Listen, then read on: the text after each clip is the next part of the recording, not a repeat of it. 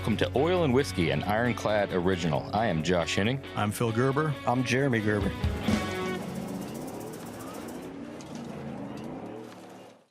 Nolan Sykes is a car enthusiast, content creator, comedian, and creative producer for Donut Media. Donut Media is an automotive content and apparel brand with more than 7 million YouTube subscribers. That's 7 with an M behind it. 7 million. It's a lot of zeros after the 7. A shit ton. Yeah. Nolan also hosts their shows Wheelhouse and HiLow, as well as their podcast, Past Gas. Great name. I feel like thank you. We could probably fit right in there with Past Gas. Yeah, you should be a guest on that. Yeah. I don't think it's that type. You can check them out on Instagram at Donut Media. Check out their merch on their website, donut.media.com. You can find Nolan on Instagram at Nolan J. Sykes. Nolan Sykes, welcome to Oil and Whiskey. Thank you for having me. Thanks for the invite. Our pleasure, dude. This is exciting, man. You got a heck of a cool page. Lots and lots of cool content. Yeah, a little outside of our normal wheelhouse of guys and in the tight industry that we kind of live in. So season 2 has been about kind of branching out. Diversity. Yeah. If you will. Yeah, just diversification. That's great. So tell us happy to be here. Tell us about your background and where you kind of got your start and Sure.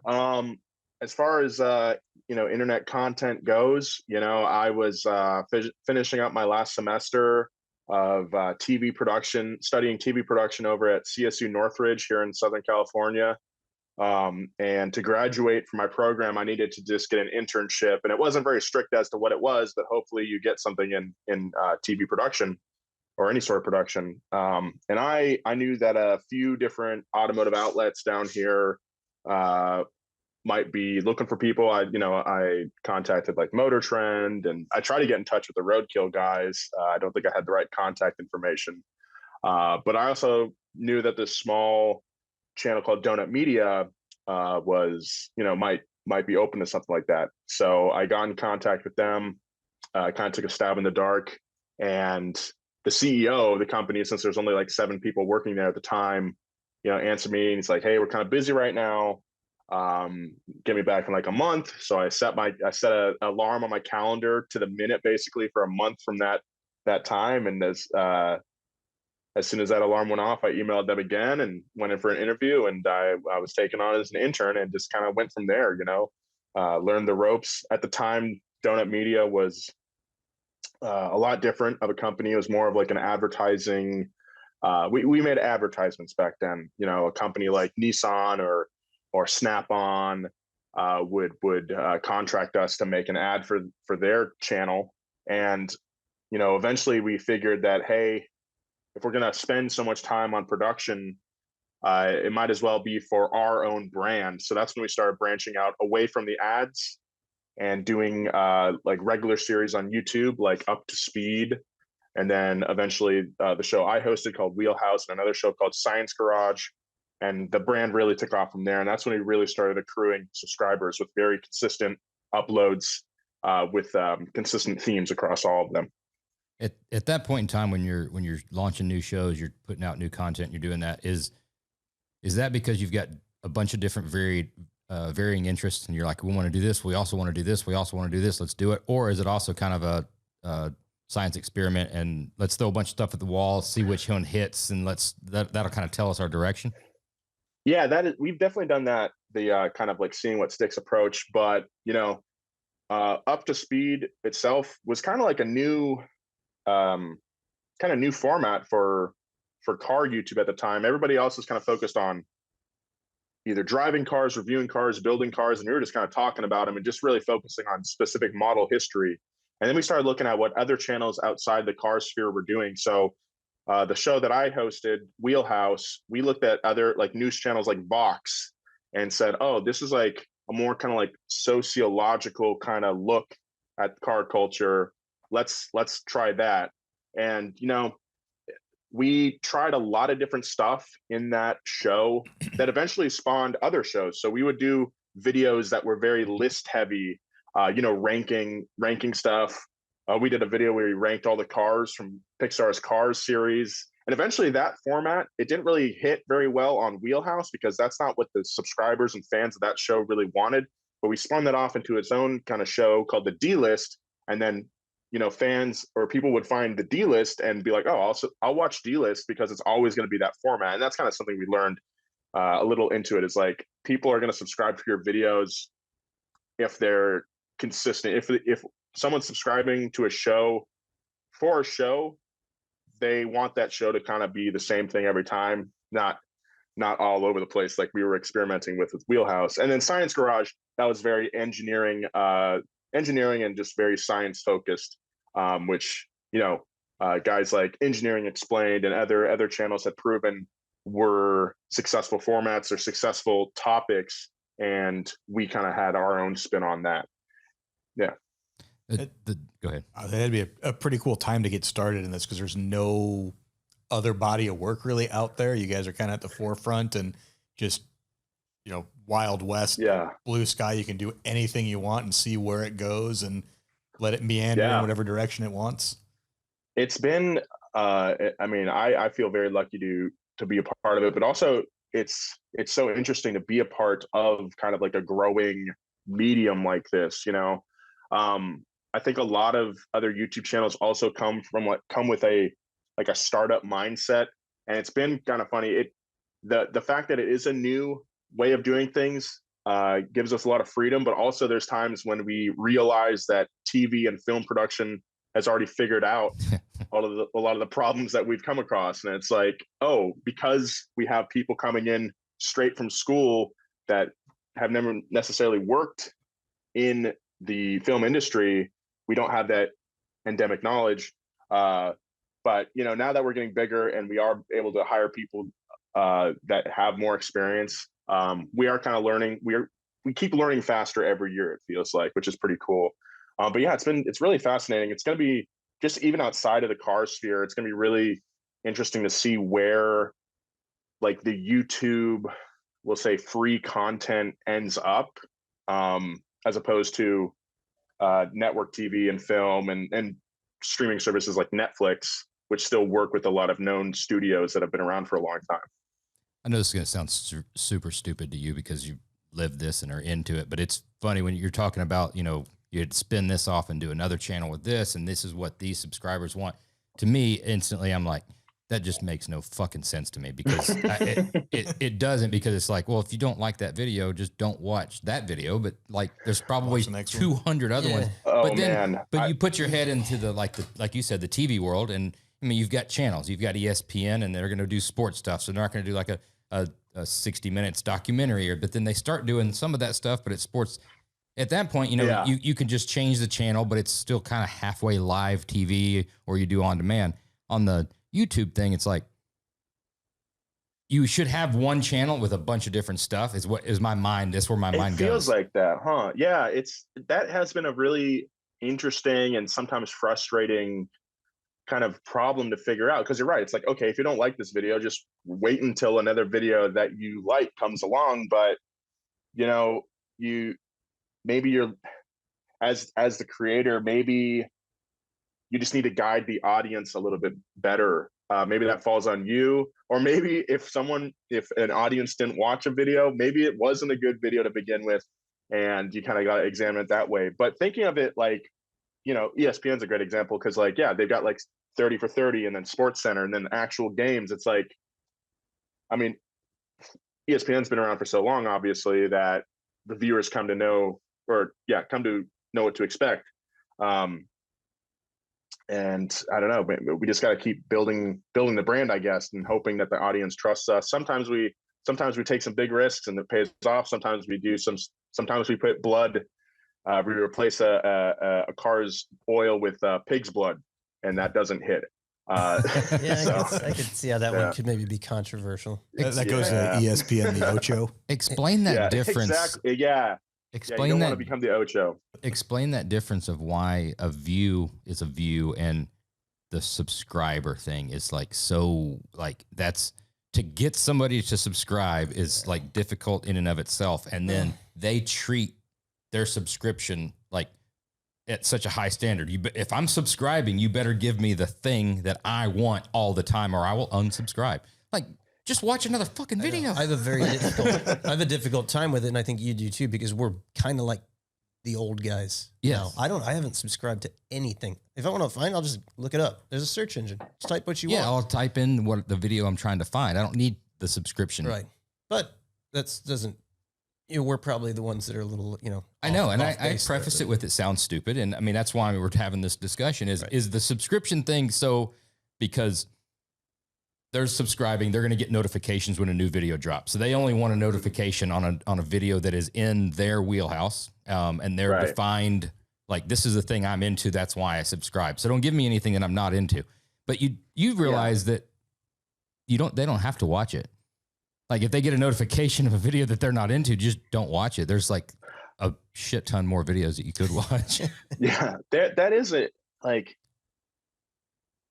asking someone to subscribe is like almost asking them to, even though it's just clicking a button, it really goes beyond. It feels like you're asking them to become, like it's like taking that next step of becoming a fan and like welcoming them into like your kind of club almost.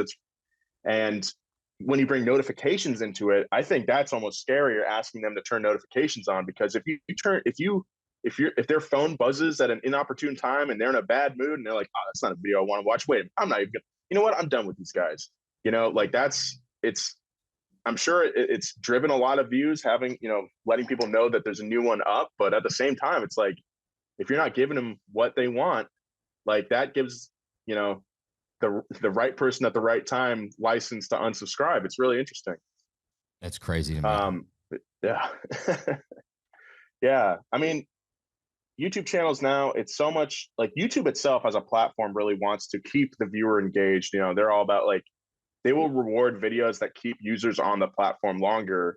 So that's kind of driven channels to think of themselves more as like a community, like, hey, you're joining the Donut Media community now. If you're watching all of our videos and you're hanging out in the comments and like just consuming all of our videos, like you're not just like someone on YouTube, like you're a Donut fan.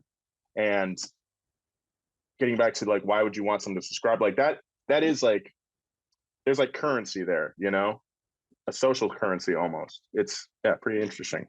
What are the benefits for having someone subscribe to the channel? I mean, what does that do for them? What does that do for you as the company?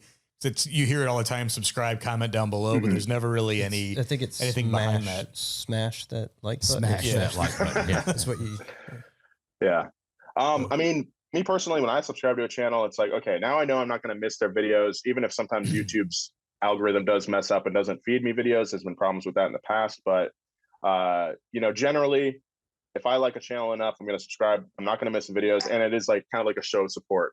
On the other end, at like the channel side, it's like, okay, if we get another 1 million subscribers, we can now use that to better negotiate brand deals, and it feels good to have a big number. But I mean, practically, that is like the biggest reason is like now you have a bigger bargaining chip. It's like, hey, you can approach these brands and be like, we have this audience, so this many people are going to see it. Therefore, we can charge you this much to run an ad of yours on our channel. Yeah, I was looking at kind of from the business side that we have a lot of guys in our industry have small YouTube pages and everybody's trying to grow it. And there's always like that black magic of what does it take to grow your YouTube page, grow your following. Someone at your size, I got to imagine that it's, like a huge help to continue to grow the business. Like you said, can reach out to bigger advertisers, bigger sponsors to then produce more and better content, which then just kind of keeps that cycle going. Subscribers are the really only, I guess, untainted metric that's real if they subscribe. Views you can pay for. Views you can pay for if you want to, stuff like that. You can also, different videos get different views just based on the content on it. So it's difficult to measure your ad by, just views alone. The subscribers are like, well, those guys actually, that's how many actual fans they've got. So I would also say, not to get too far into the weeds on YouTube itself, but like I would also say a very good metric would also be watch time. Like how long does a viewer watch your video, you know, because you can get a lot of people to click on it with a really spicy title or thumbnail. Right. But if you don't like deliver on that promise, they might just bail out, like, you know, even before halfway through. But yeah, views and subscribers is like a pretty good indicator of, I mean, yeah, it's like a really tangible metric. Not to say that there aren't really small channels that aren't putting out good stuff just because their numbers are smaller. They just might have issues with packaging, like thumbnail and title, or something with the algorithm isn't favoring them or whatever. It's tough, man. Well, yeah, that was where I was going to go. The next that was on the thumbnail do. You have somebody that's just doing really good, informative content and doing a good job at putting and doing their thing, but they just don't know the algorithm. They haven't been in it long enough. They're not playing the game, which is, it's in one way, it's kind of doing a disservice to the YouTube consumer. But at the same time, you know, YouTube has to have some standards of how they promote and stuff like that. Yeah. It's really, the packaging, like thumbnail and titling kind of game, and like there's been just so many different waves over the years of like what's in fashion for like what audiences want to see. And like right now, Mr. like one of the biggest YouTubers in the world, might be the biggest, Mr. Beast. Yeah. He is kind of like running the game right now in terms of like what thumbnails look like, you know, very colorful, very like big expressions. And you know, sometimes it's kind of annoying to be like, you want me to do what with my face for this thumbnail? But at the end of the day, that's what drives clicks. And I think like most people making the content are aware that they look kind of weird with their faces all, you know, stretched or whatever, but that's just the reality of that's what gets clicks, you know. And if you can't get, you can spend so much time, it just comes down, like if you could spend so much time working on a video, so much effort, but if you're not getting people in the door, then all of that effort was for nothing, you know, if people don't watch it. And that's what's so frustrating. It took us a very long time to sort of figure out how to do our thumbnails. And not to derail this, but do you think Josh's face has anything to do with the reason why we're not at 7 million followers? That's exactly what I was taking out of that. I'm like, I know why we only have 66,000 followers and he has 7 million. It's the facial thing we got going on. My face is very important. We can fix this. I mean, there's hope for us. We're going to get the viewers up, dude. We're going to go back to the drawing board. It's going to be good. But I was going to, we'll move past that. Okay. I was going to ask you, we've got in our industry, I don't know how familiar you are with our hot rod industry, but it's kind of a small, tight knit group. And there's a lot of awesome, wildly talented shops that make some really cool stuff. And everybody's trying to have, you know, some sort of a presence to get their products out there, promote their cars. And it seems like everybody in our industry, you know, they kind of land that like 5 to 100,000 subscribers kind of range. Right. So for those guys, like guy who builds some $1 million vehicle that's super badass, nice, well-produced little video of just showcasing the car. Mm-hmm. What's your advice to that shop who doesn't have a lot of subscribers? What do you do with that social media team? Yeah. What do you do with that video to start getting things rolling? I think the biggest key to a small channel just starting out, or even a channel that's been small for a while, is like consistency and upload. You know, someone's probably not going to subscribe if they see that you've only uploaded once every, 6 or 8 weeks. But if they see that you're doing it every week, then they're way more likely to subscribe, because they're like, okay, I know if I subscribe and I like this guy, if I like this person's content and I subscribe, I know that I'm going to get a consistent kind of output. And that's where kind of some of the hard part about being on YouTube comes into play, because, you know, you really do have to do it. Like, at least you have to post at least once a week. And for a company of our size, like last year, we were putting out 3 to 4 videos every week. And it was a lot. It was really intense. And we stopped doing that about halfway through last year, and kind of strategized how we're going to do this. Cause it just became too much in terms of, there was a lot of load on the editors having to put all the videos together. There was a lot of load on us hosts, like having to shoot like every day, just different topics like every other day. And we just kind of felt like we were compromising sometimes. So now we're really more focused on a lower output at a higher quality of like topics that we're really excited about and want to present. But back to the 5,000 subscriber channel, like that's where it can become kind of a bit of a drag. It's like, okay, not only am I a shop that has to put out, has to deliver to my customers, I have to focus on like building these cars, which is extremely time consuming, but now I'm going to add the workload of shooting a video and then editing it. I mean, that's like another job, so I don't have an easy solution for that besides maybe hiring one person that focuses, like they're only in the shop to document and edit, like my friend, he doesn't own a shop, but my friend Kevin at Junkyard Digs, his whole channel is about reviving abandoned cars. So he spends 2 days or so a week, 2 or 3 days a week, reviving said car, getting it started, driving it, blah, blah, blah. And then the rest of his week is editing that footage. And it's just like, I look at him sometimes, I'm like, man, that's so much work. And he just does it every week. It's just that over and over again. Yeah. Well, this will be my last YouTube question. We'll move on. You got 3 obviously major entities of the YouTube media machine. You've got YouTube itself, that's the curator. They're finding all the creators out there, and they're giving it to the consumer. You're in the middle. You're the content creator. Then you've got obviously the viewers. The relationship between all those is ever changing. What is changing more, the YouTube's algorithm and the way they're doing things, or your fans and what they're wanting to see? That's a really good question. I think like trends, I would say, let's address both sides first. I think audience side, it's like the styles of videos, like the main style of video has really shifted over the last couple of years over like what audiences really like. A few years ago, it was like those Vox style, like here's like an in-depth look about a topic you might not have heard of. Before that, it was like really short comedy sketches and then news videos. And like, then it was like pranks for a long time. And then now it's more of like this, now like Mr. Beast doing like stunts and competition for money kind of videos. Like there's an entire genre of like Mr. Beast imitators out there. It's pretty interesting to see. It's wild. But yeah, the audience tastes definitely change a whole lot over the years. Like there's a lot of kids using YouTube now. Like, they're not watching Nickelodeon or Cartoon Network in the morning anymore. They're on YouTube. They're watching toy reviews and watching other people play video games. Yeah. So I would say that the audience is maybe shifting a little bit younger now.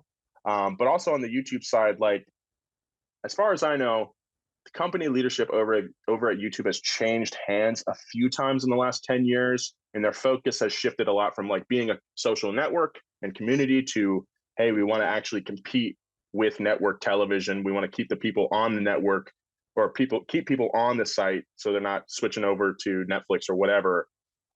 So with those kind of two factors, like an audience that's changing like demographically, age-wise, and kind of shifting business strategy over at YouTube, it's kind of like a weird mix of like what's happening in the middle that we're in right now.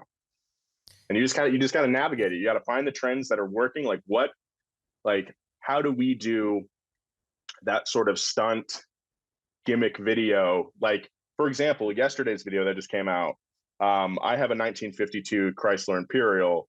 It's been in the parking lot over at Donut for almost 2 years now.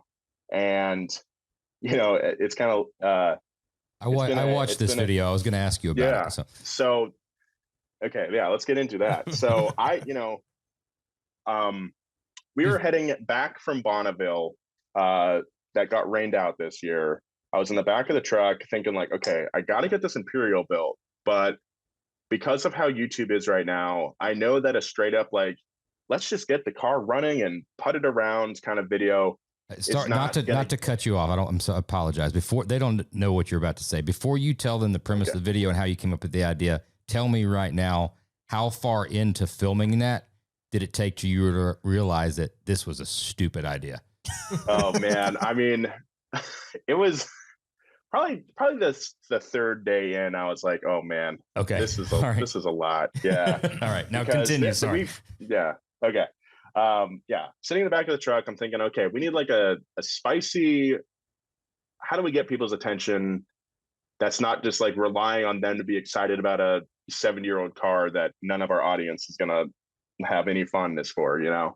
And it's like, what if I just locked myself in the garage and I couldn't leave until the car was done? Unfortunately, that was the first idea I came up with on my list. And after writing down 30 more ideas, I was like, nah, that first one's still the best. So I guess we're gonna go with that. And as soon as I pitched it, my bosses were like, oh yeah, that's great, let's do it. And I was like, okay, so I'm actually really gonna have to do that. Great. So I mean, we filmed that the week before Christmas. So I mean, it was really, we were up against the wall there, and there was a risk that I was gonna have to stay a few days into Christmas break. But luckily, I mean, that car is not the most complicated in the world. It was just a lot of small things that added up. And it was a really great time. So how many days did you spend in the garage putting the car together? 5 days. Yeah. Oh. Monday to Friday. Yeah. Didn't leave the garage at all? No, I mean, I was in the office building. So we have like a writer's room with a couch. I slept in there overnight. And, but yeah, it was mostly I was just on the property for a week. It hits home because we have all done that. Yeah. Not obviously for YouTube. Just right there out in the shop. Right there out in the shop. Because we had to finish cars back in the day. So I was watching that earlier and I'm like, holy shit, like we did it, but at the same time, the mentality is like, well, we're doing it because we've got to get this done. And you're running on the adrenaline and your drive and all that stuff. But at the same time, at any point in time, we could leave. Like if we wanted to leave, we could leave, Sure. We could leave, or we could run down and get some snacks, and we've all worked on cars and got to that point. You're like, oh man, I wanted to have this finished tonight. I'm not going to be able to. I'm missing a part. I'll go home. I'll shower. I'll come back in the morning. I'll order that part, and it's probably going to take a couple of days to get it. In this situation, if you got to order a part and you got to wait on it, you're just going to stay locked in the shop. Yeah, and that's why in the weeks like leading up to that, I went through the car and kind of just like ordered a bunch of stuff for it, kind of made sure that like my bases were covered for like the major components, like a new starter and just some other stuff like that. Made sure those bases were covered because that car is so out of demand, I guess. Like nobody really makes a lot of stuff for it, and all the parts that are available are like, they take a while to get to you.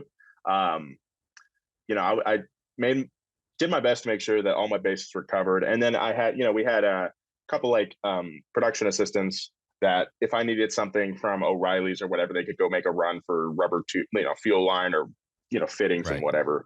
But man, yeah. Right. So something we didn't cover in the video is the fact that the transmission was like leaking a bunch of fluid when we went for a drive at the end. And so now the car is still at the shop, waiting on an adapter plate for a 727 automatic transmission that my dad already has one up at our house.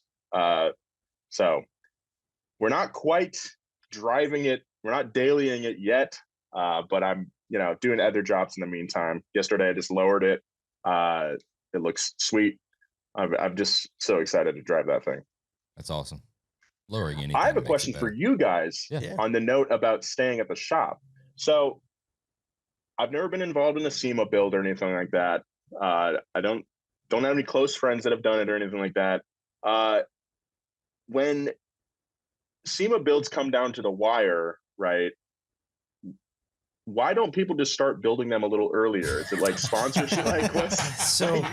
We know when SEMA is happening. That's a good question, and I've got a great example for how this works. Okay, because it doesn't matter what the deadline is. Like, no matter what, you're going to finish it at the last minute. It could be SEMA 2029. So we had a Chevelle, 70 Chevelle that was slated to go to SEMA, and I'm terrible with dates. So Josh, you correct me, but it was right. Should have been 2020. 2020 pretty sure. When it was canceled. Yep. Right. So it was down to the wire. Like, we are thrashing. We're getting this car there. It's going to go.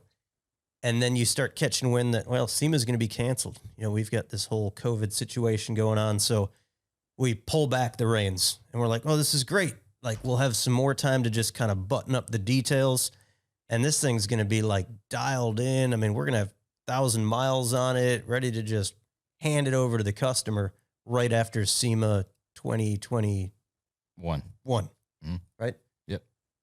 No. So much time. We're going to have SEMA 2021. No, so right before SEMA, a year later, we're still here at 10 o'clock at night trying to button the car up because you're your own worst enemy. You know, you want it perfect. Now that we've got this time, you've got the time. You just keep Let's add chasing these 47 other things to it. Yeah. But in addition to that, I mean, man, it's like SEMA comes fast. So you work your ass off and you're pushing like crazy to get that car done for that SEMA debut.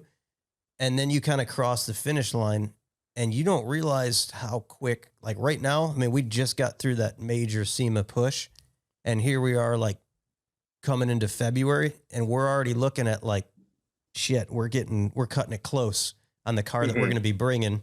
So if you want to push and you want to make a splash and you want to debut something and do it regularly, you're always going to be thrashing, always down to the wire. The best way to explain it is we're always, specifically in this industry, and I'm sure everybody is, we're searching for absolute perfection. I'm not meaning close to it. I mean absolute perfection in every single way, which is unobtainable, unattainable.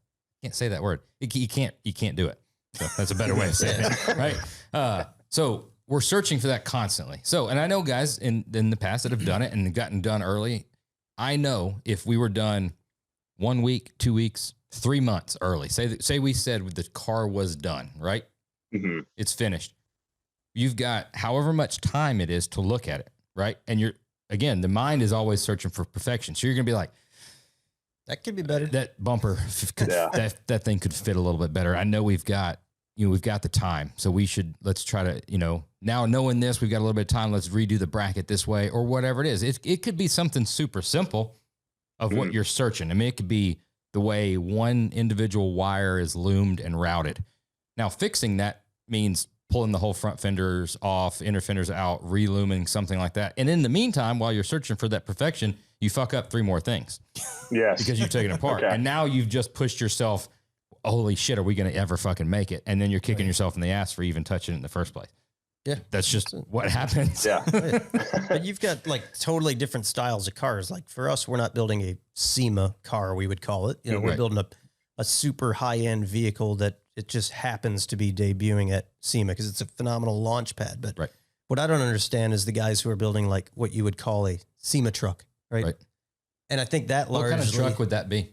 Like brodozer-ish. But describe I'm not going to go into describe it in detail. We're working on getting those subscribers. So we don't want to lose the subscribers. We want to gain the subscribers. But those are the things that you like. There's sponsorships. Like somebody oh man, I'm going to hook up. I'm going to reach out to this stereo company. I'm going to reach out to this wheel company. So I think people they write a check that their ass can't cash a lot of times. Sure. And it's like, oh shit, I'm getting like $10,000 worth of wheels and tires and I'm getting this stereo and these guys are giving me paint. Right. So fuck, SEMA's in like 2 weeks. And people do some dumb stuff to, that's when cars are going there with like no drive shafts and the paint's still gassing out. A lot of that times is budget oriented too. I mean, a guy, like you said, he's working with 4 or 5 different sponsors. His ass is, he's writing a check. His ass can't cash. It comes down to the thing. You're going to either beg, borrow, steal for all of the parts from all the sponsors. Then every dollar you've got is going to generally go into another part or something to make the build in your mind that much cooler. And you've never taken into account how much time it would take to put it together or any labor to pay anybody. So now you're doing it yourself, which you can't do it as good as what you thought you were going to be able to, or in the time you thought you were going to be able to. And now you're getting all your friends to help. And then you just kind of fall short or, that's why it doesn't have a front drive shaft in it. That's the long way of saying it fucking doesn't have a front drive shaft. Yeah, exactly. Right? Okay. Glad we got there. So it's just something. It just happens. There's no there is rhyme or reason, but that's just how it is. Yeah, I mean, with y'all don't have like hard set deadlines, but at the same time, you probably know you want to do say a video a week, right? How many times are you down to the wire on editing it when you know you've kind of had the time? I mean, with this, yeah, exactly. With this video, I mean, for the Chrysler video, we were editing that, I think, like 5 hours before it went live. And we do actually have deadlines, because we have like our brand deals, the ads that are in our videos, like those are most of the time tied to a specific date, that maybe ties into a company's overall promotion that they're doing across the, all different, like an entire campaign. So, some channels, they just upload when they want to, and then others like us, we're really married to those brand deadlines. So, yeah, I guess we're all just scrambling all the time. Doesn't matter the business. So, talk us through the latest Mr. Beast video with the rocket cars. Oh man, that was a crazy experience. Yeah, we really did get contacted with like a month until their shoot date, where it was like, okay, hey, you guys want to do this thing? You got to do it in a month. So immediately we said yes, and then after we said yes, it was like, okay, crap, how are we going to actually do this? Linked up with Matt over there in Chicago, his channel Warp Perception. He did a really great job kind of engineering the jet setup for this F-body Firebird. Man, I really wish in that video that there was more of the journey of us getting from Chicago to North Carolina. Something that was entirely left out was the fact that we were towing. Not only were we hauling the car itself with our a dually, Dodge Ram 3500 that we had borrowed, but we were also periodically towing Matt's Tesla behind us, because on his channel he built a Tesla that doesn't need to be charged. It has a generator in the back, and that's how it generates electricity. And to the point where like he actually can't plug in to charge the car; it has to be generated. So what we would do is flat tow the car, and he would use the regenerative braking to charge the car up. So that added a fair amount of time to our journey, because we couldn't go that fast towing a 4,000-pound Tesla behind our tow rig. So that added a lot of time. We did not get, we slept for maybe 2 hours on that 22-hour drive out there. It was wild, but it was a lot of stress. Very stressful situation, trying to make sure that this thing would happen. We wanted to, when you're working with a huge channel like Mr. Beast, they've got very high expectations, because we said we would be able to do it. Matt said he would be able to get the car going,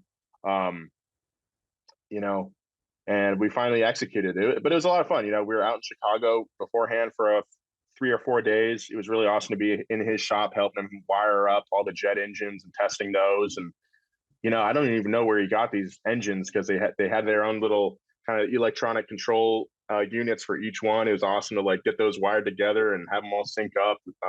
Amazon, and he's just in the Amazon, Alibaba. He was just, it's so funny because all of his neighbors know that he's like a mad scientist. He is literally just like the closest thing I've ever met to a true mad scientist. He's just in his garage at 10 o'clock at night. We're firing up those jets the first time, testing them out. It was a lot of fun. It's freezing out there. Remember that. That was back in October when it was when Chicago starts to get really cold. It was a really great time, and just seeing, or not really seeing, but because I had, first person perspective goggles on, so I wasn't watching the car go off the ramp. I had the driver's seat view of the car going off the ramp, flying into those buses. It was a really surreal feeling, but also one of immense relief, because it was like, okay, my entire job was just to get the car off the ramp, and we did it. So now I can breathe a sigh of relief. And afterwards we went out to a sports bar and had a few beers and drinks. It was great. Yeah, that's pretty awesome. It beats a real job at the end of the day. Yes, it does. I was going to say, we always joke, we're living the dream, building the hot rods. Like, you're just fucking around doing whatever you want, like jumping jet cars and drifting. And it's probably the same thing from the outside looking in. like everybody looks at the hot rod industry and you're like, oh, they're just doing what they love. So it's all fun and games. I'm sure it's the same deal. We're looking at these YouTube dudes like doing this. We're like, oh, fuck, they just get to fuck around and do cool shit. That's what we should be doing. That's living the dream. Yeah. At the end of the day, you've got working their ass off. You've got metrics to meet. You've got a customer, or an advertiser to make happy, and you still, it's not just all fun and games. It's fun. Yeah. But it's I mean, I won't front or anything. It's a lot of fun, and I've done a lot of I've got to do a lot of really cool stuff, and every day I wake up and I'm like, thank you. Thank you very much. This is amazing. But yeah, like you said, there are there's like a lot of other sides to it. Like, I mean, just that shoot itself should have been really fun, but it was very stressful just because we did actually have a real expectation to meet. And yeah, there's a lot of boring stuff on the behind the scenes that goes on. But that being said, I really love it, and I'm the luckiest guy in the world to be able to do this kind of stuff. How's the Mr. Beast dude in person? He's a lot taller, first of all, than I expected. No, he's pretty cool. He was really nice, and just very he's doing so much stuff all the time that he showed up on set, said hello. We kind of shot what we needed from him, and then he immediately went back to his car and was on a business call or whatever. And then whenever we had a new setup to shoot, he was just going back and forth between doing his business and shooting. It was really interesting to see because apparently they just have at least 5 projects going on at all times that him and his crew, the other cast members on his channel, they're just shuttling between all these different shoots all week, which is crazy because I was like, this is one of the coolest things I've ever done. I'm about to drive a jet car off these ramps. I've got my team with me. I got my boys with me. We are all super pumped on this. But then these guys show up, and it's this is just another shoot for them. It was really bizarre in that way. But no, they were cool. Yeah. Yeah, my son is 8, and about a year ago he asked, he goes, Dad, do you build any cars for any famous people, like YouTubers? I'm like, dude, we built some pretty high-end fancy cars. I don't know if there's a lot of YouTubers out there. He's like, well, Mr. Beast is a millionaire. I'm sure he is. Then I got on the Google machine. I'm like, oh, fuck, we got to get a hold of Mr. Beast.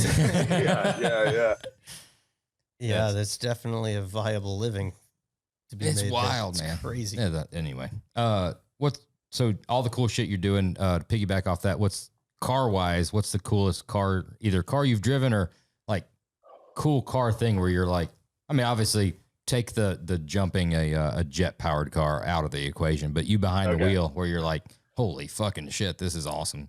I wonder, I hope I don't get caught because... not necessarily behind the wheel. I'll think of another one for that, but a couple years ago, I think it was 2019, the Long Beach Grand Prix was in town, and we were working with Honda, and I was able to do a lap in the two-seater Indy car around Long Beach with Mario Andretti. And, the whole time I was thinking oh my God, this is just incredible. And that's actually something that you could pay to do. They do that at a lot of IndyCar tracks. With Mario Andretti behind the wheel? I'm not sure if Andretti is always available, but he's available. I feel like that's a little special. Yeah. That awesome. was really amazing. That's definitely one of the top coolest things, I think. Definitely jet car. Behind the wheel, I think the first time we did the first HiLow trip that we took, we have a show HiLow where we build 2 cars, one with super cheap parts and one with really expensive parts. The first season we did of that was with Nissan 350Zs, and Low Car, the car that I helped build, had one of the sketchiest cheap turbo setups ever. Well, not ever, but it was not good. And we're just praying for the car to hold together. We drove it from our base in LA out to Sandia Raceway in New Mexico, met up with our buddy Dan, Officer Dan Brockett. But that was also a very stressful trip. We broke down a lot. High car, the expensive car, broke down a lot. But looking back, it was one of those experiences where you're just like, this is one of the coolest things ever. Like, what an adventure. Kind of another similar thing. The only time I've been to SEMA is we did a similar trip. We drove from our office to Vegas with a few stops on the way with some Dodge products. We had a Durango SRT, a Hellcat Charger, and a Red Eye Challenger. And we stopped at a dry lake bed outside of Henderson and did like a drag race between all three cars. Of course, the all-wheel drive Durango SRT won, but it was just like a moment where that was just so cool. And it was like public land too. So there's like in the distance, like guys in like dune buggies and dirt bikes riding around, people camping on the lake bed. But is that where we? Some guy in like not a hang glider, but like one of those yeah, right outside of Henderson with it looks like the like you said Bonneville, but it's all dirt. Yeah, we did some fucking around out there and some that's video. Yeah, super cool. It's weird. Like you said, it's like being on Mars. Yeah, it's a cool place. It was like talking about Bonneville or like being on Mars. Like, I really wish it did not get rained out this year. This wasn't related to Donut. My dad's been working on a Bonneville Roadster for a few years now, and we're finally going to take it out. But like your first time stepping out on the salt, you're just like, you get it. You're like, oh, I understand why people come back here. You know, just what a special place. What's your dad building? Wild. So it was a C-Gas class Roadster. So I think it was a 32 style body with a Chevy small block. So C-Gas or American Iron Roadster. It has to conform to certain engine size. We were going to take that out for the first time. I was going to be driving it, but rained out. So we're going to try to take that out next year. And then he has his eyes on designing a streamliner. That's what he wants to do in his retirement. So yeah, should be fun. That'd be awesome. Yeah. What kind of speed are you looking at of the 32? So we were aiming for, we think it's capable of 200 because it hit, I think in its previous configuration with a smaller engine, I think it was able to get up into the low 190s or mid 190s, I'm pretty sure. So we think it can definitely get up into 200. And that's something I really want to get into. I want to get into the 200 mile per hour club. Yeah. Of course, very exclusive nowadays. But that's a goal of mine. A life goal of mine is to get into that club. It'd be amazing to go 300 someday, maybe in a Streamliner or some other car. But yeah. What's George's record? Where'd Poteet end up? Close to that. Yeah, it was well, he had trap speed of like 470, I think, but I think his the record is like 456 or 4 something. It's moving. Isn't that amazing? Yeah, it's absolutely incredible. Stupid. Absolutely stupid. That's it. I think it just takes a different. And that's the piston record, right? Yeah, piston driven, wheel driven. Yeah. Yeah. Crazy. It's just nuts. The car videos and all that stuff's all rad. Honestly, the thing that grabbed my attention the most was when you were reviewing all the like TV infomercial tools. That one caught me, and I like migrated to that because I'm like, oh fuck, I've always wanted to like screw around with like the Ding King, or like to show that like this shit doesn't work, Yeah. The Gator grip socket. Yeah, we love testing those kind of products. Yeah, I was cracking up. It seemed like unanimously, it's all like, yeah, this stuff doesn't work. Yeah, I just saw one the other day. They did. It was an older video. I was just scrolling through. They did they bought the like most illegal car things off of Amazon or whatever. It was like the blue and red lights from the forward face with a siren and all that stuff. What's the think tank like? Who's generating the ideas, and how many of the ideas like don't materialize? So yeah, we all kind of gather every week or every other week and pitch ideas. Hey, like like the locking myself in the garage until I fix my car. Usually like we'll have like a topic that we want to cover, but also you got to come in with like, okay, what's like the take, like what's the angle on this? How are we going to get people in the door? It's a very collaborative process. When we're doing HiLow and stuff, we kind of we try to make as many of those meetings as we can. Not to get too inside baseball, but yeah, it's very collaborative, and anybody in the company can also kind of pitch if they think they have like a good idea. They're totally free to pitch it, and You've done, I know y'all as a whole have done a lot of videos about like current events, and you've talked about like new car prices, you know, all the super hypercars being abandoned in Dubai and, you know, stuff like that. What, out of all those stories, what's the one that stood out where you're like, there's no fucking way, or where it hits you, you're like, dude, this is everybody needs to know about this. This is ridiculous. Man, there's so many. I think at Wheelhouse alone, we did over 200 videos. You know, I think the supercar, ironically, the one about the supercars abandoned in the Dubai desert is a very interesting, one of my favorite videos that we've done. Because that's something you just see pictures of online all the time, and you're like, you kind of have like a imaginary thing or like a theory as to how that happened, but then never really explore it further. Or stories like the Sultan of Brunei. You know, he's the guy over there in the like South Pacific, not South Pacific. Where is Brunei? Somewhere over there. You know, has amassed this huge car collection worth over $1 billion, like thousands of cars, blah, blah, blah. But they're all being left to rot in these garages because they're not being like cared for at all. And that's another story that we've read online over the years. But like we've covered that in video form and in podcast form, and just exploring their stories and seeing that it is legit. Like these people there are people out there that just sit on these cars and let them rot in a mass capacity, you know, is pretty unreal. And there's not really much you can do about it, you know. Is there any of those that you started doing your digging and your web sleuthing and you're calling around and you quickly realize like we got to stop asking questions. We're going down a wrong path here. Not necessarily. No. Actually, you know what? There was one video. It was about the murder of what's his first name? Well, Gambala, the guy who customized the Porsches and BMWs. He was murdered because he owed like this arms dealer money or something like that. He got assassinated in, I believe, it was South Africa when he was visiting there. And as I'm reading the script, I like say this he's like some Eastern European, like real bad dude, arms dealer. And I'm like saying his name.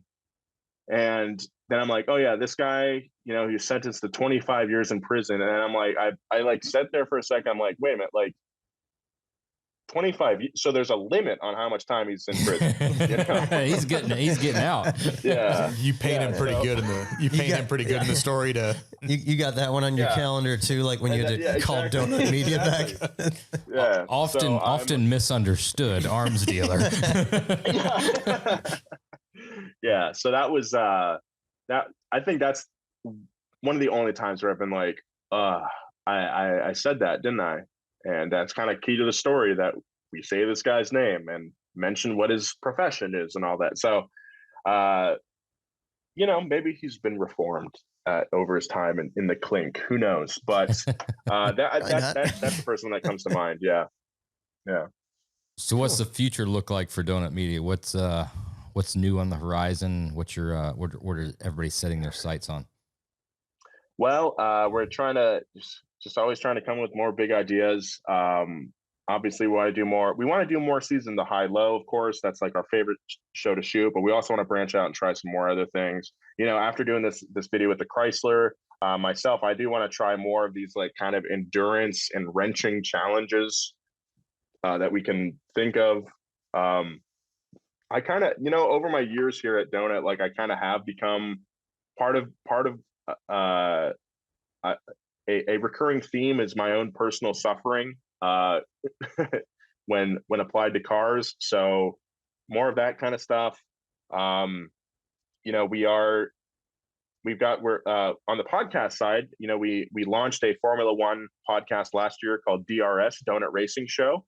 We are going weekly this year once the season starts. So that'll be a big change. That'll add more to my schedule, but I'm really excited for that. You know, and I really want to refocus on last year. I was involved in so many shoots that I didn't feel like I was involved enough in the brainstorming side of things. So now this year I really want to refocus and, be more creative, have more ideas. Because I remember when I was like an intern, when I first started out, it's like, man, I felt like I had so many ideas, so many things that I felt like I could offer. And then once I got hired, it felt like that. Once I got into the routine of like, okay, I have to write this week, got to do this week, that it was harder to come up with ideas when you're kind of like in the thick of things, So that's something I want to focus on, is being more creative and taking this chance that I have and seeing just how far we can push it. And I feel like a lot of us at Donut, everyone at Donut feels the same way. It's like we have this unique opportunity to make cool car stuff that we want to do. So what does that look like, Dude, I've got an idea for you. And now I know this is, I know you know, this is just like telling a comedian, I've got a joke for you, right? And I'm sure you love, morons like me giving you, creative ideas. But guy walks into a bar. There's a good tie in here. You asked about the SEMA builds and finishing them in time. We've always joked, right, about getting a car done. And if we don't get it done, we'll just finish it in the trailer on the way out to SEMA. Dude. So that's pretty good. I think we need to be just a little short, maybe make a day and a half short on finishing something and see if you can finish it up in the trailer on the ride to SEMA. That's pretty hilarious. You got to keep that one for yourself. That is hilarious. Have you ever looked at like the camera of inside a trailer? Oh, dude, it's like, have you ever been in a trailer? Yeah, I've been in a trailer just violent. like through like low speeds, right? Yeah, it's like a. Remember what happened? What was it on Yellowstone, the first season or whatever? Yeah, through those two guys in the trailer, they didn't fucking make it. It's TV, though, I guarantee you it would be real, dude. fucking violent back there. Oh, absolutely, it would. That'd be cool YouTube content. Yeah, people like to see that stuff. He was like, "This dude doesn't know what he's talking about." He heard that idea. He's like, "Yeah, that's a good idea." I could tell. I could see it in his eyes. Oh yeah, finishing our SEMA build. Finishing our SEMA build on the road. You really got to hit the fact that you're in motion inside the trailer. Right. Just get one of those with the glass would sides. Definitely have to do a lot of work for that, but that's really funny. Yeah. You could do it on I hope you could do a rollback and just do it like a clear box. That way you could also film it from the outside on the road. Have cars driving with a camera mounted the hood. Yeah. Jacking that thing up, putting it on some jack stands. So you're going down I-65. That'd be awesome. Yeah. Yeah, that'd be cool. You know what else would be great? We seem to get some pretty good feedback every time the like horrible late 80s, early 90s cars come into conversation. The Ford Probe, the Beretta, the Sunfire. People love that talk. People seem to dig that stuff. Have you guys done anything with that era of just shit cars? Sort of. Every once in a while, we do buy like a new car that we're gonna just inevitably destroy. Basically, we had it was an old Buick, 4-door Buick sedan with like the 3800 engine. That's what we did, like the pig's blood oil swap on. It got its roof cut off. Well, yeah, we used the jaws of life. I'm holding this paintbrush and clapping around. Yeah, we used the jaws of life on it, cut the doors off, cut the roof off. Yeah, if we need a car that's like gonna just get totally beat up, we're usually like, that's the era of car we're choosing. We bought a Chrysler Sebring convertible. Oh yeah. We drove that like over parking curbs and stuff at speed, just like test wheels and stuff, test the strength of wheels. And then eventually, you mentioned SEMA truck. This guy built a 6x6, like huge lifted truck, and he drove over it. Yeah, I mean, we just destroy those things basically.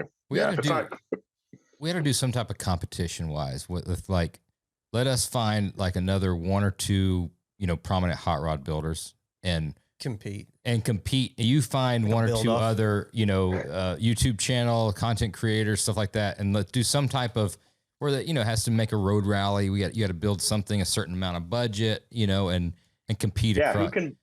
Who can build the coolest $100,000 Pontiac Sunfire? Yeah. How about that? Yeah. Dude. I mean, taking that era car, the stuff that had the performance twist on it, though, you know, like there was the Probe GT. Oh, right? There were so many things of that era Z24 that they had no business having any sort of performance, anything. Right. But they marketed them as there was always like a little twist, a little rocker molding and a sticker. Yeah. You and it was a race car. pick a year range, you know, and a total budget or something like that. Yeah. Say it's, you know, 92 to 96 or something like that. And yeah, most horsepower for the budget. And then it's got to compete against, you know, we got to do a point A to point B. Then you've got, you know, maybe a little off-road challenge, a little slalom course and some stuff that's got to be done. That'd be fucking fun. I'm in. Set it up. You going with the LeBaron? It's a little, I feel like that's weighted for a victory, you know, with you're already starting. You're bringing in a ringer. Yeah, you're already starting with like a pretty high performance vehicle, so it's not that like out of the realm for that to work really fucking good, you know, and do spectacular things. You remember that they did a Ford Escort GT back in the day with the ground effects and stuff? Yeah. You put GT behind Escort. Yeah, Escorts did some good stuff though. I mean, Not in America. No, not in America. They did nothing good in America. Oh man, it's been awesome. Yeah, dude. Glad you could come on and hang out.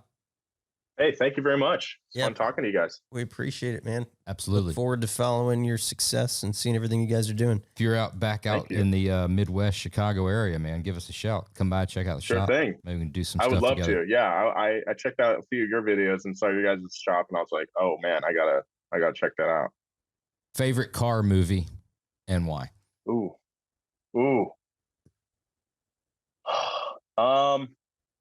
Dang, that's a pretentious pick that first came into my mind. Do it.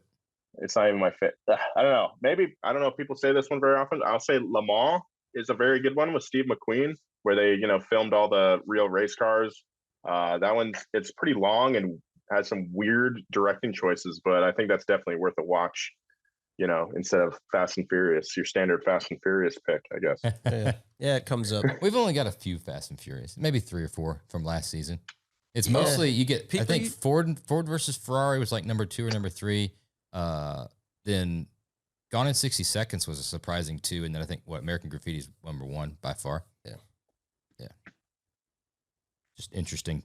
The people that you would think would go in one direction and don't go. That is a good. It is pretentious pick, but it's a good one. It is pretentious. I'm not gonna even try to. Especially with the pronunciation on there as well. Just Le Mans. Well, that's that F1 podcast coming out in it. It truly is. Was that just to get press passes for the Vegas race? No. Oh man, I was just in Vegas, and they have billboards and like screens for that all over the place, and I don't think there's a chance of us even getting any sort of access for that. Yeah. It's it seems like it was locked up. Yeah, it's gonna be pretty cool. You could probably get a room at Hooters Casino. Yeah, but probably doesn't go right past at the Taco Bell Cantina. Yeah. You don't think that's like right there on the main drag? I doubt it. No, I think it's a little. It's just off the strip, isn't it? Hooters. It's just off the strip. Yeah. Next up, best piece of advice that you've ever received. One summer I worked in my buddy Mike Porter's hot rod shop, and the first day I was there, he's like, "Hey, you need I was helping him,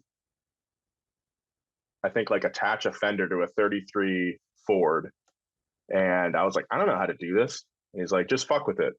I was like, "Just fuck with it." He's like, "Yeah, just fuck with it. Just do it until you got it, you know?" And that's kind of stuck with me over the years. It's like, I'm kind of I'm the kind of person that I used to really I'll try something for 5 minutes, and if I wasn't immediately good at it, I just stopped. And it's taken me a long time to try to break that habit, because you're not going to be immediately good at anything. So if there's something you want to pursue, but you're not good at it yet, just fuck with it until you are good with it or good at it. It's good advice. Yeah, I got kind of the same problem. I'm the same. Sorry to be vulgar, but Yeah, dude. You're not going anywhere that hasn't been gone before. I was actually gonna say that's good advice to give my wife. I'm gonna tell her Way to double down. Just fuck with it. You'll figure it out. Sorry. Yeah, no, that's what vulgar sounds like. If you could go back in time to any point in time, what time would it be, and what would you tell yourself? Oh man. I think Josh's would be, don't say that. I like that. They can cut it out. Yeah, I know. It was funny though. Yeah. Sorry. Man, I don't know. There's like, I think about that sometimes. It's like, I feel like I wouldn't change a lot. I think this is so schmaltzy, but like, I feel I would tell myself, my younger self, just to spend more time with my grandparents, that's kind of the only thing that sticks out to me. There was like, I just wish I could have spent more time with them, even though all of them did live pretty long lives, and I was able to know them until my like late teens. It's just like, that's important to me. I wish I could have. Yeah, I feel like things otherwise, like I like where I'm at right now. So even though there were some major faults along the way, I got here. So I don't know if I would change anything. Nice. It was good. Yeah, usually the right answer is not to change anything. But on the grandparents thing, Yeah. it is interesting. I would have liked to spend more time, but I specifically would have liked to have asked more questions about the stuff that I didn't give a shit about back then. But stuff now, there's like books of stuff. I'm like, what happened here? What about this? Where were you at when this happened? Yeah. Especially when you think back about it, our grandparents' age and the era they were growing up with and how much different things were. Yeah, dude, there were fucking dinosaurs around when your grandparents were. Because you're old. Yeah, so I know. Yes, they must have been super old as well. Yeah, that's where I was getting at. Yeah. So I appreciate it. Yeah. You have to tell the punchline. It's not really that funny. I disagree. I think it adds to it. But yeah, I mean, seriously, there's so many more questions that you would know at this age, stuff that you're like more respectful of or into. Yeah, or that's the problem. You didn't know at the age when you had the ability to ask those questions. You weren't in the mindset to ask. Didn't give a shit about that. What am I getting for Christmas? Yeah. When are we going to the store? Yeah. Some dumb stuff like that. Why the fuck did Phil get a Donzi and I got a savings bond? Like those are the things that you Does ask. that come from your grandparents? Yeah. Let's keep going.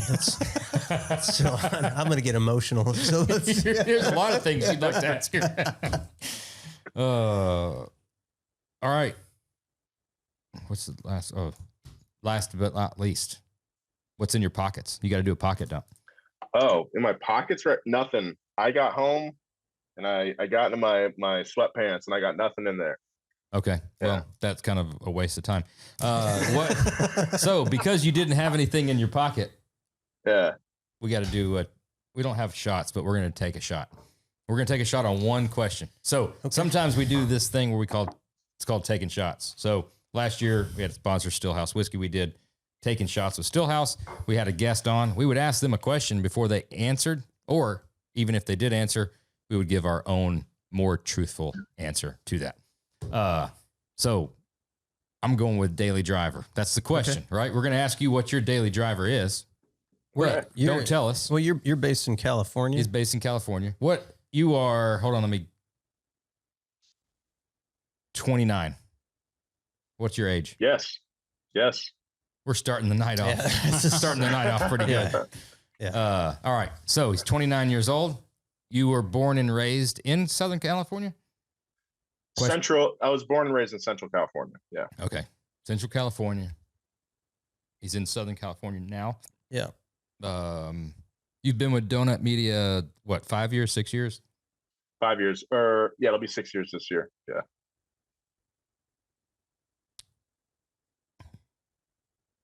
Is it coming to you? Yeah, I've got it. It could be completely wrong. I got something. I got something I'm rolling around. It's an oddball. It's out there. It's random, but mine's way out there. Yeah. I think I got it. I don't know the exact year that I've got in my head, but it's you remember when they did the two-door Explorer? Yeah. Yeah. They also did the Mazda Navajo. Yeah. Okay. Yeah. And the same model. Yes. Okay. Yeah, I'm Right. with you. You're guessing my daily driver. Yes, we're just guessing your daily driver. Okay. Right. Everybody's gonna have a guess. I'm guessing it's the 2-door Explorer, like blue or green with the tan fender flares and stuff like that. Eddie Bauer edition. I don't know if they did Eddie Bauer in the 2-door, but it's that era. Yeah. I don't know where you're. I don't think we're aligned on that. I don't know where you're going with that was my guess. I've got some theory behind mine. Usually I like to come up with something that's like ironic, eccentric. There's something funny or cool about it. But honestly, I think you're into cars. You've got project cars, but you're like sensible. Yeah, you need something sensible. So I just need, it's transportation. I got to get to work. No, I got to get to work, but I got to throw some shit in the back. Right. And I know the same page where I'm going. Yeah, I know Toyota is a great brand. I mean, they run forever, right? It's quality stuff. It's a Toyota Tacoma, mid 2000s. Camper shell or no camper shell? No, just mid 2000s Tacoma. Extended cab? Yeah, I think it's an extended cab, but it's just a pickup truck. What color? I'm seeing white, like a lighter color. When you're describing, I saw silver, but lighter color. All right, what do you got, Phil? I'm gonna go wild card. Volvo 740 station wagon. Oh, from the pretentious earlier. Shit, Phil's just throwing insults over here. No, it's got like some Sparco wheels on it. It's a Volvo. So it's modded. Yeah, modded out a little bit. The 740, that's the big motor. All right. You guys had all very inspired guests, and now I'm considering all those. Those would all be great. But my daily driver is a 2006 Mustang GT. Huh. Man, didn't see that. Yep. Did not see that at all. Is that stock? Convertible? What do we? Convertible. Okay. It's a coupe, not a convertible. I've got a coilovers, sway bars. It's got NK MT03 wheels on it. I'm rolling on Nitto tire. It's set up for autocross right now. So it's actually not the best street car. It's pretty stiff. How does that leave cruise nights? Orderly, you know. Orderly. Yeah, we're losing our touch, man. Because on it, like I didn't see it. I still don't see it after he said it. Well, where we veered off track here is that at 29, you could still make that decision to I'm going to drive the car on like 1,500-pound coilovers. You know, just the most rigid because it's just I don't give a fuck. I'm getting a little tired of it, to be honest. It's pretty stiff. My girlfriend, she has a 2002 Lexus. The LS, the 430, the big sedan. Yeah. And any chance we get, if we're going anywhere, we're taking that, because it's so much better. It's just as a road trip. So you never like when you sell the Mustang, or you're like, fuck, I'll just grab like a Tacoma. Just honestly, your guess was actually pretty spot on because like we actually built Tacomas of that era for HiLow 2 years ago now, and I approached my boss and I was like, "Hey, can I buy this?" Okay, we're redeemed. So I would definitely not a total loss. You're definitely on track because if given the opportunity, I would buy that car and daily drive it. Yeah, it's a win. I'll take it. So it's a win. Awesome, the man. Volvo. I don't know. Yeah, fuck you, Phil. Yeah, Phil's trying to be a dickhead. Oh. Nolan, it was fun. Yeah, super cool, man. Had a good time. This is great. Yeah, me too. This is awesome. Thank you guys very much. Let us know if you ever need anything or if you're out here in the Chicago area. You need to do SEMA again, man. You need to do SEMA next year. Yeah, that'd be great. We might be doing a big party next year. We need to hook up, have you guys out there. Oh, that'd be fun. Sure. Yeah. Learn the hot rod side of things out there at the SEMA show. Sure. Yeah, definitely. If I make it, I'll definitely link up with you guys. Come hang out with all the carnies. Yeah, all the carnies. Trophy chasers. All right, man. All right, man. Thanks, Appreciate dude. it. Thanks, all right. Take it easy. Thank you, guys. Bye-bye. Thank you.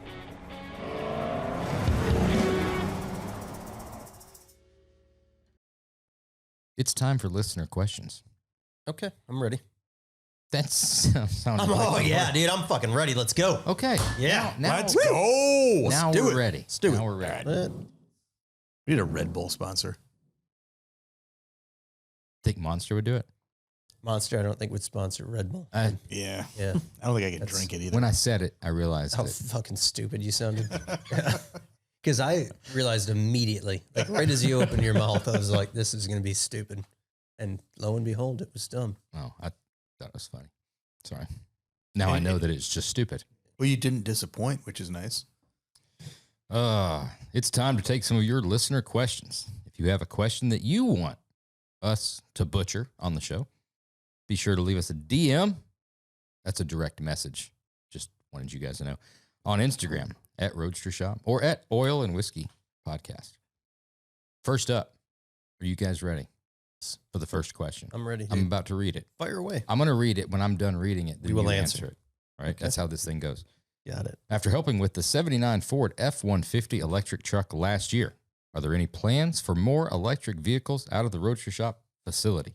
Question mark. End sentence. Yeah, Don't tiptoe. I don't want to be disrespectful. And we've talked a lot about electric stuff. With all due respect. With all due respect, I'm right now currently maybe I'm not super stoked about it in the aftermarket because it's just not there. It's not there yet. So when it is, more of an availability issue. Exactly. We have things in the works. We have things like queued up, engineered, ready to rock. They require parts, pieces, items that need to be made in the electric aftermarket. And when those things are available, we will have products available. So I dig it to some extent. I'll say it again. It's right in the right application, but I'm losing the spark. You know? You with me? Well, it's electric. They don't have any spark. So that's where you're fucking damn. That's where you're fucked up. That's the problem. You can make it spark though. Yeah. You and I cross the wires. You connected wrong. You and I are going to fight. What? We're going to fight, dude. You would be disappointed had I not said that. Yeah. Yeah, it was a soft. Well played. Did I answer that right? I mean, yeah. what? Maybe would have sufficed, but yeah. Okay. I get where you're coming from. I came with the short and sweet. Yeah. Yeah. But yes, it was a very well answered question. Okay. You did a good job. Thanks, guys. Hey, it's gold star for you on the first question. I appreciate that. That's Jeremy gold star, Phil and Josh 0 gold stars. Okay, 1 gold star for me. Next up. What do you think of the 67 Ford Mustang GT500 Eleanor? The price they are reaching at auctions are just silly. Are people now just buying a cheap 67 Mustang and sticking a fiberglass body kit? I think he's meant to say on it, but he says in it, then selling it for $200K? Question mark. Well, if it's going to auction, I can tell you that probably they are. Depending on the auction. Right. And depending on the day it goes during the auction. Yeah. I think some of the higher end auctions do a much better job filtering when they go a Tuesday car versus a Friday, Saturday car. You're going to know the difference. However, there's the fact that they're saying, hey, I'm selling an Eleanor, right? All they're basically saying is I'm selling a Mustang rebuilt in Players in silver in a style to copy a single movie car That has some sort of serial number. It has some license. There's always something that goes along with it. Right. You know? It can never just little be gimmicky. Well, now it's all out in the open. You know, It can never the be- lawsuit went through. And Yeah, it's big. Where did that land? You can now build Eleanor clones Okay. and not get your cars repoed or Who's sued. the fucking asshole that did that? It was the guy's wife. yeah, the guy's wife. He died, who owned the rights to it, and then she went out suing everybody. Yeah, If he was still around. Eleanor was her name. If he was still around, do you think that would have happened, Josh? No, he would have. Yeah. Why do you think that? Let's get back to the car. The Eleanor car, it's hard to not like it. You know, it's been so, I mean, they've been overproduced. But I don't like it. It's easy for me not to like it. Really? Mhm. There's still If- something about it that is just cool. Yeah, Right? if done right, they look good, but there's a lot of cheap, Well, rush to market kind of get them done because they think there could be Dude, some. East Bay sale. did one that was fucking top Okay. notch. Okay. Yeah. It was cool. Right. So I just proved you wrong. That's another plus. That's 2 gold stars for Jeremy. That was 0 gold stars for Josh. That was not an Eleanor. That was a resto mod. It was a badass Mustang in an Eleanor fashion. Right. Yeah. It has. There's cool things about it. The movie was great, dude. I mean, it's it's just it has that same appeal like the 68 Charger from Fast and the Furious. Like, yeah, it's a little cliche, but still is cool.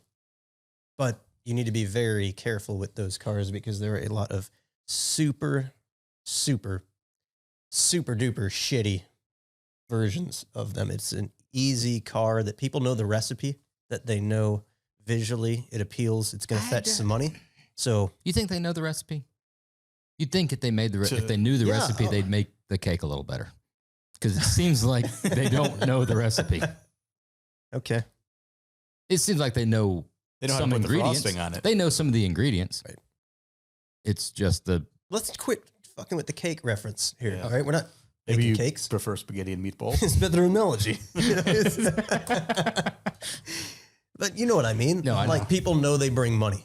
Yep. So if you can stick the body kit to it, if you can fluff it, if you can make it look like an Eleanor and get it to an auction or get it up for sale, you probably got a 6-figure car there. I mean, just recently I had a guy reach out to me that a guy was trying to trade one in at Motorworks.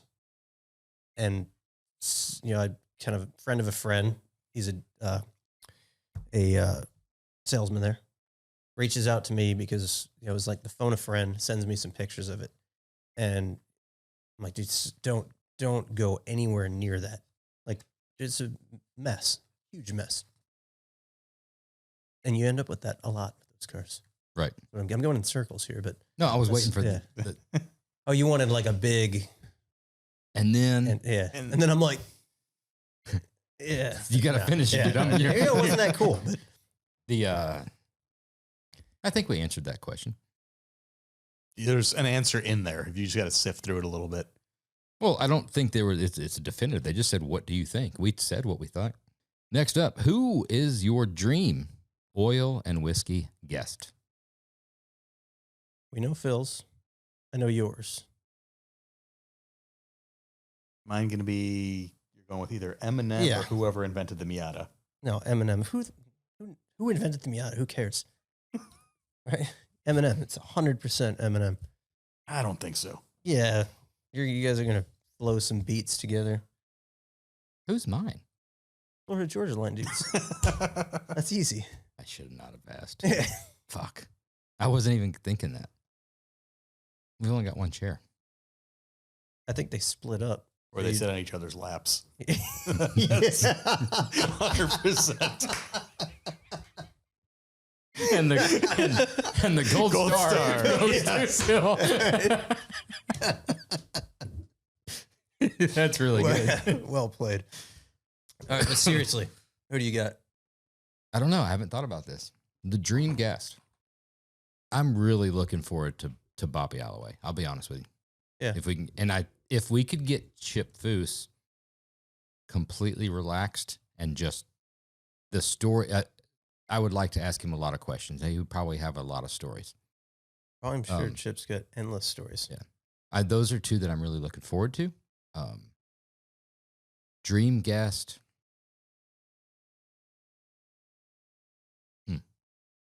Go, Phil. You go. Drawing a blank. I'm not like really into the whole talking thing and asking a lot of questions, so it's kind of hard for me to have someone that I want to ask a bunch of questions. Well, who did we put together lists of who we would love to connect with for oil and whiskey. So who are some of the ones that you guys threw out there that you thought were reaching? Stallone was on there. I think that'd be a cool one. That's what I'm talking about. Is that your dream? I don't know if it's, yeah. It would be a dream guest. We would talk nothing about cars. It would be all Rocky and Rambo. Do you remember that? And then did you remember you had that Lamborghini Jalpa and you start like Apollo died and you start it. That was awesome, dude. It was, oh my God, that was so cool. Yeah. And then you remember that other time? Like you made all that money, but then you lost it all and you threw your helmet at the statue. It was like, did you really do that? Because that was so cool. That'd be an awesome interview. Yeah. And he'd be like, who the fuck are these guys? It's a good one. It'd be cool. I think It is a good one. He's a cool story how he Yeah. came from nothing into The amount of pretty times that he insane career. pitched that fucking script, that's what's blown me away every time I've heard that story. That's definitely a perseverance story. Eminem, it's not Sly, Waylon for you. no Shooter Jennings. Waylon's, there you go, Waylon is the kin of Waylon Jennings. I He's could his ask son. him some questions. Yeah, I'd have some questions to ask him. Like for what? sure. Like, let's role play. I'm Shooter Jennings. That Oh, sucks. hey, Shooter. Yeah. How's it going? It's going all right. All right. Let me ask you something. Now, given your dad's talent and overwhelming success, Hey, Waylon. why weren't you better?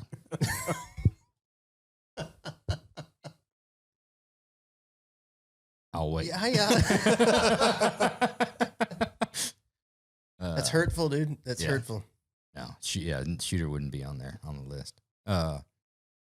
Dale Jr. Jr. You know who would be a fun one? Who's that? Oh, Dale Jr. would be a now that's Yeah, Dale Jr. Dale Jr. Jr. Dale Jr. would be my you're right. That's a good one. That'd be a fucking awesome one. I was gonna say Dak Shepard. I think would be a good interview. Yeah. He's a car guy. Yeah, he lived messes a with crazy He life. messes with some motorsport stuff. Yeah. But Dale Jr. for sure. That would be my Stallone. Dale Jr. Evil Knievel. Are you gonna bring him back from the fucking dead, Phil? Didn't say. I think it was just assumed. Who is your dream oil and whiskey guest? Yeah, but I think we need to ask him questions. Not Yeah. just All right, we'll get the fucking Ouija board out. We'll all, get together. All right. Next up, I enjoy wiring vehicles. I'm getting ready to wire another vehicle, and I'm curious as to your opinion on how to connect wires. You're going to take this end and this end. And Scotch lock 'em. That's what I was going to say. I was going to say Scotch Yeah. lock. You took it. Stick those suckers together and grab yourself a 3M Scotch lock and snap. Do you prefer solder or crimp when connected? Wire nuts. Yeah, it's. You got to get the proper size of it. What do you think, Josh? It all Get techie? I don't think there's really a right or wrong answer. Everybody's got a way of doing it. You got an argument against both. Solder is the better way to do it. Are you pronouncing the L? No, solder. Okay. Solder. You're just kind of barely like, I'm just picking up a tiny bit of that silent L in there. Solder. I fucking hate you. I'm just solder. Okay. Solder them. Okay. Solder. Yeah. You know what the fuck I'm saying, right? I got It's it. not crimp. Hey, you're not It's the other one. You're not. Don't worry about me. You're talking. You're answering the question. Look All at the camera. Uh, Look at the camera and answer the So- question. yeah. Soldering them would be probably my first. But there's always going to be a time that crimping is necessitated or a better option or an acceptable option. You'd probably. This is a question that probably shouldn't be answered by us. I'm not the electrical guy. I could run some wires. I can do some stuff. I can wire some stuff, but it's typically like a non-insulated crimp connector on general, smaller gauge wires with heat shrink over the top. over it. Right. And any of your bigger battery connections, big ring terminals, things like that, it's a crimp, but you're soldering it in addition to that. But I would say that's a question. Hit up Miranda Built or Miranda Marine. Send that one right into his DMs. That's the wiring dude. Good answer. Yeah, if you really want the answer, that's where you're going to get it. What do you think, Phil? Yep. However, is the correct and most efficient way. Is the way That to sounds do it. good. Yeah. Next up, what do you think are the next trending era classics? ? Love the show. I look forward to it every week. Well, I apologize because you sound like you've got a pretty boring life. How do you insult someone who? Good grief. Gosh. We just got done doing a podcast. We're just about not very good. subscribers. We're not very good. If somebody's looking forward to us, then it makes me feel a little sad.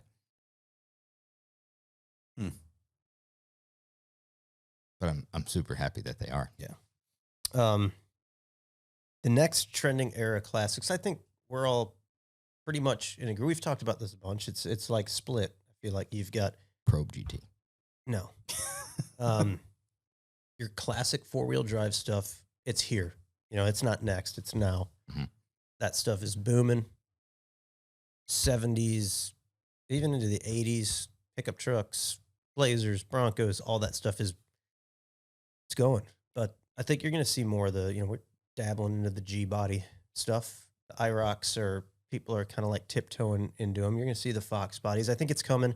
It's going to be just like when these things happen, they happen. It was like the trucks. It's not like they weren't being sprinkled out and it's like, oh, maybe this is going to happen. It could happen. This might be. It was just like, here it is. Boom. This is the trend. So, I agree. I'm with you. I think there's my problem.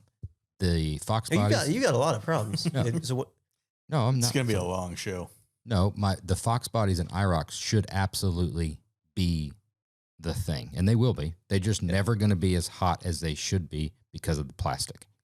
That's difficult cars to build. In metal, it attracts a lot more heat, especially in the sun. And the plastic kind of like absorbs it. It doesn't get hot to the touch. Yeah, I know what I'm saying is they're like restoring the car. You're saying they're never going to be hot. Oh, I get you. I get you.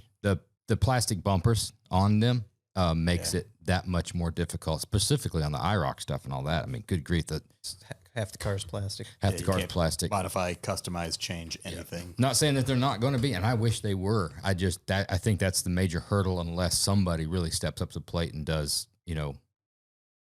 some alternative to those parts. Those are difficult cars to build in comparison to, a Camaro or a Firebird or, a previous era Mustang. I think the trucks in themselves, though, if you look at like the last trend that was huge, pro touring muscle cars, that spanned for like 15 years probably, right? Yeah. And we are in like call it year one. Uno. Yeah. Of the trucks. You got a long run. It's coming on. They're going to run for a while. I think a lot of it also kind of stems from what's cheap and affordable to start with. Which is nothing right now. Well, the trucks, that's where they Cheaper. were. Yeah. When it got into all the patina lowered stuff, it's an easier barrier of entry. Right. You can spend the money on the other things, not buying a $50,000, $60,000 '69 Camaro to start with that blows half your budget. What do you think about OBS Fords? I wonder why they're not getting the love. It's the same thing with the 67 to 72 F100s and later ones. They're good looking trucks, just nobody seems to build them. Doing a shit ton of chassis in comparison. We're doing a lot. Yeah, not compared to C10s though. It's still like 10 to 1. A little bit more than that, but 11 to 1. with OBS like trucks that you see out there, to OBS Fords, OBS Chevy trucks to OBS Fords. Yeah. There's zero. The OBS Fords seem very difficult to find. I don't know what the deal is. Either they rotted away, or were they more prone? I'm not an OBS Ford expert, but I think you could do one that looked pretty fucking cool. They had some cool two-tones on them. They had some shit that could be a little more retro inspired or a little cooler for the era than the OBS Chevys. Yeah, they didn't get super modern. Yeah. But it was just a question. I didn't have anything behind it. I just wonder. I hope they what do. The listeners think. I would hope that people start inquiring, because I don't think we've had, usually a lot of these chassis get kicked off. Unless it's something that we've got the vision for, you get some inquiries on them. I don't believe that we've ever had anything, have we? No, we get the once a month. I've got a Lightning that I want to put a better chassis underneath. That's really about it. That's one car on my list. I'll have one day. Yep. Lightning is cool. Yeah. Pro net in the back for the tailgate. No, tailgate. I just want it original, untouched. It's a cool car. Truck. Yeah. All right. Next up, can you each talk about what kind of watches you wear during your next glove box segment? Next time we do a glove box segment, we absolutely will. We absolutely will. It's easy for me because I don't wear a watch, and I'll be sure to wear my fancy watch. Oh, your fancy watch? And that digital Velcro dealio I got. Cool. Oh, your 80s out? Yeah. maybe if you stay listening, maybe next time on the Glove Box, we'll talk about Jeremy's fancy watch and Phil's everyday watch. Phil doesn't have a fancy watch. I don't have a Velcro watch. So no, I don't have a fancy watch. Do you have any thoughts about the knife brands, Chris Reeve or Strider? I don't know Strider. Chris Reeve, I do. And Chris Reeve stuff looks really awesome. I've heard nothing but good things from some of my knife buddies that are in the biz. I don't personally own a Chris Reeve knife, but I would like to own one day. The Strider, I'm going to have to check them out. I don't know anything about either one. I'll have to do some Googling, see what they're all about. Chris Reeve stuff's cool. Strider, I'll have to Google and learn about. Can you actually get these? It's like there's a ton of cool knives in every one. It's just not taking orders, no DMs. I think that Chris Reeves is he's been around for a long time. And if I remember, I could be completely speaking, but I'm pretty sure that Chris Reeves did a thing with Benchmade 5-6 years ago, and there was a run of 5 or 6 Benchmade knives that were Chris Reeve designed. Or was that? Do they have the collab? S on them? Was that before his passing, or that's a different guy. Yeah, that's not Superman. These are not That's Superman knives. Yeah, no, that's different guy. Oh, yeah. I didn't know. I didn't say Christopher. Well, He went Jonathan, by Chris. John, No, he went. Jonathan, Michael. I don't If you know think. anything about Superman, he was very adamant that he went by Christopher his whole entire life. He didn't like to be called Chris. I'll tell you what I do know about. Did he knives, though. die? I know he was in a wheelchair. Yeah, he died. No, Hey. Chris Reeve Okay. is a knife guy. Okay. I'll tell you something about knives, though. I don't really know a lot about Chris Reeve. I don't know about Strider, but what I do know about this knife right here. Right here in listener questions, you're bringing out the knife, huh? I hear it. Is this That's a good segue. No, bring it out. Is it premature? Were we not doing? No, yank it out. Look at this unit right here. Josh over here. That's quite the knife. Yeah, Josh over here likes to say that he hates me. He wants to fight me. All He sorts of, gives you weapons. yeah, all sorts of hurtful things he says about me. But he also gave me this bitchin' knife for a Christmas present. And it's Heretic. Is that how you pronounce it? Yep. Heretic Knives. I believe it's the son of the founder of Microtech. So Marfione. Yeah. And, the son's doing it better than the old man. I'm just going to say it. Put it I'm gonna out put it there, right huh? out there. Yeah. You like that better than Microtech. This is The the action reverse. is- This is the reverse of the whole Shooter Jennings, Waylon Jennings situation. Okay. This would be Shooter. Student has yeah. become the master. Yes. The action on this thing is the best. The best. The action, the button, the little thumb knob, it's like knurled, it bites. It's the best action on an OTF. Total package. The weight, the action, the blade, how secure the blade is, the clip, it's got the little ball bearing. And it's got rad neon stuff, which I dig. It's right up your alley. You've been playing with this thing for a long time. Yeah. It's become my daily. I That's put my go-to. I put my butt on it before I gave it to you. Now I feel confident telling you that I put my butt on it. Is there a picture? It didn't happen. Cool knife. The Heretic stuff is something to check out for sure. It was a little eye-opening because I didn't know that. I started doing some digging and realized the last name, and then started, yeah. It's funny that the son didn't follow in his father's footsteps, or he did, but he said, you know what, I got a couple I'm going to ideas. show you a thing or So two, that's an man. interesting brand, interesting familia. You've got the Marfione stuff, Mhm. which and is Microtech. and Microtech, and The then Marfione stuff is the high right. super. So I really want one. I want to add it to the collection, but the problem when I look at them, it is 90% of it is still Microtech, which is that's great. It's fine, but the price tag It's just a fancy handle on it, or is significantly Yeah. more. Well, But- everything is touched, but it is like you took a Microtech out of the box assembly screw, and then he does another mill operation, or that one's in a color that you can't get in anything else, and then puts everything. So it is a little higher end, but I get what you're saying. Yeah. It's just and I'm a not bagging fancy, on it. I mean, I want one, but Yeah. I just can't. hard to justify Yeah, it. I can't bring have you seen myself some to of his do belt it. buckles and stuff he does? There's He just likes to show off and do cool shit. And I think that's kind of just justifies him flexing on some of that stuff.